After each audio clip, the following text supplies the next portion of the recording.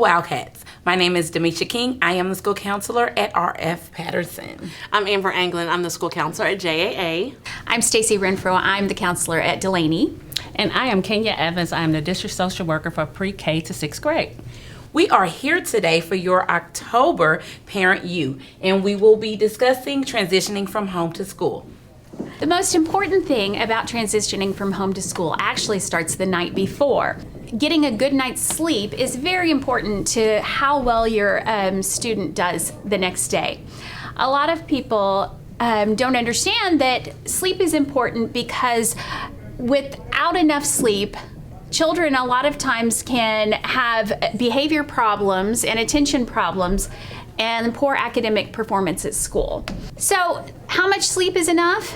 It's a surprising number of hours. For students that are from 6 to 12 years old, they actually need between 9 and 12 hours of sleep, which seems like a lot, and if you think about if they have to get up at 6 o'clock in the morning, they need to be going to bed by 8 o'clock at night, and sometimes 7.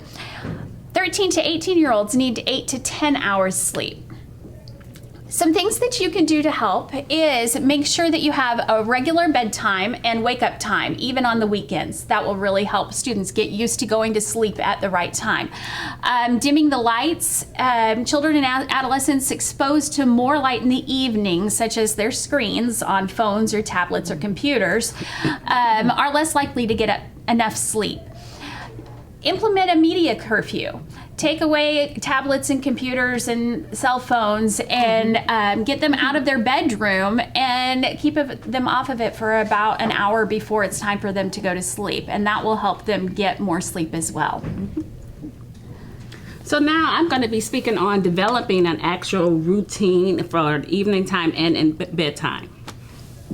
So some of the things that we can do downtime when the kids come home from school, usually they're restless, they're excited to be home at the same time. So a couple of things that we can, parents can kind of focus on is allow a set time for them to actually wind down. Allow them to watch TV, allow them to have snacks, and even sometimes even take a nap. Another time, then shift to homework time. Then make sure you allow a specific workspace. Usually if we have so many different distractions going on, they will be focused on the things that's going on around. So if you have that designated workspace, as well as a set time for them to just do homework. And if they finish homework and there's still 20 minutes left, have them to read or to do something that's going to help them to continue to stay in that mode of work time. And then also just to eliminate distractions, just like what Ms. Renfro stated, to eliminate the no electronics, no TV, no things like that during that time. And then also we shift over to family time. So that could be dinner, social time, to actually allow them that time to talk about their day, but even to talk about things that they can plan ahead for the next day as well. And then we talk about bedtime. Okay, that is a routine. That's something I know as an adult. I have grown children, but however, what worked, I had to have a routine. So I had to prepare for the next day, getting all their clothes out, everything out, shoes, socks, everything, backpack, everything together. So they're not wasting time in the morning to look for things. Make sure they shower or take a bath at night, and that help them to calm them down. There's different things you can put in the bath water to help them relax as well. And then have that set time, bedtime, Monday through Friday. What they do, give them a little free time on the weekend, but also during the weekday, make them sure they have a set bedtime. And then again, what's so important is eliminate those distractions. No access to any electronics after a specific time. With my daughters, what I did, I had them bring their phone and put it on my dresser at 9 o'clock. If they were late to turn that in at 9 o'clock, guess what? The next day it goes to 8 o'clock. And so it's really being consistent. That's one of the things I stay down there. Consistency is the key. Thank you, Ms. Evans. Just as important would be to develop a morning routine. It's important for us to establish these routines in our home. I can just think about my morning with my kids. It can really be chaotic if you don't have a routine to go by. Make sure that everyone is getting enough rest, just as Ms. Renfro stated. It's so important to know that kids are going to bed on time, because that allows them to be able to get up and be in the right frame of mind and to be ready to start their day.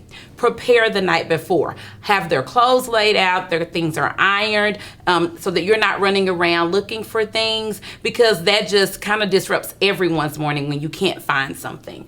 Make a routine chart. Know who's going to do what. Who's going to let the dog out. Who's going to feed the dog. Who's going to put the dog up. Who's going to clear the breakfast dishes. So just know who's going to do what. Do a double check. I can't tell you how many times I've gotten in the car bagging out of the driveway and my son doesn't have his hoodie, or my daughter forgot her water bottle. So, and that just disrupts our morning. So make sure you do a double check and know that everybody has everything that they need, because that's important and it helps to start their day off. And remain calm and connected. Oh my gosh, this one was for me. So remain calm, have everything you need, and establishing that routine will help you to calm down in the mornings so that you can connect, so that everybody leaves out the door in a great frame of mind, prepared to have a wonderful day, and that you're not just running around and just everybody arguing, but make sure you are connected to your kids, so because that's a precious time in the morning. So we just want to be sure that we're establishing routines so that it helps everyone's morning to flow smoothly. Another important part of your morning is just kind of setting the stage for the day. Everybody knows that positive thinking can really set the stage and really change how your brain thinks, or how it perceives how it will perform for the rest of the day. So just make sure you're using those positive affirmations. Okay, so there is an author, and her name is Amy Miller, and she describes there's a magic formula for positive affirmations. Language: begin each phrase with strong positive wording. I am going to rock this day. I am going to have a good day. This is something that has been really crucial for me and my family. My son went to pre-K and he really had a hard time transitioning to real school. And so every morning we've done positive affirmations, and it's been a game changer for us. Visualization: just spend some time thinking about how those positive affirmations is going to change the projection of your day. And then implementation: believe in your statement. Don't just say them. I always tell my son, say them loud, say them, scream it to me, because I think that really helps. So we all know that positive self-talk, like I said earlier, it's very helpful to you and your family to feel prepared for whatever comes for the day. Whether or not it's behavior concerns or they're nervous about a test, it's going to really help them to kind of change, like I said, the trajectory of their day. So we hope that you have enjoyed these statements that we've shared with you. It's important for us to know transitioning from home to school can be hard. So it's important for us to make sure that we get a good night's rest, that we have a bedtime routine, that we have a morning routine, and definitely that we use positive affirmation and positive thinking, because we want to send our kids out to be the best they could be. So we hope that we've said something and we've given you a small nugget that can help you as we all transition back from home to school. Have a great day. Thank you.